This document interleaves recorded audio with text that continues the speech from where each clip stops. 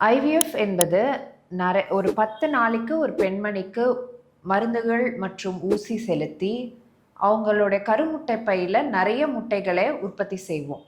அப்புறம் கீழ் வழியாக ஸ்கேன் மூலயமா ஒரு லைட்டான அனஸ்தீசியா கொடுத்து இந்த முட்டைகளை வெளில சேகரிப்போம்.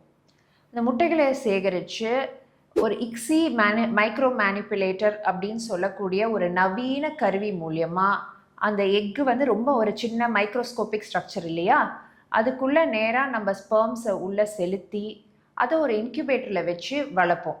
இந்த கருவானது 6 நாட்கள் வரை இன்குபேட்டரில் வளரக்கூடிய தன்மை உடையது.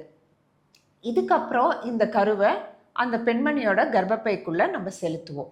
ஸோ ஐவிஎஃப் மூலியமாக உங்களுக்கு சீக்கிரமே வெற்றி அடைய வாய்ப்புகள் நல்லாவே இருக்கும்.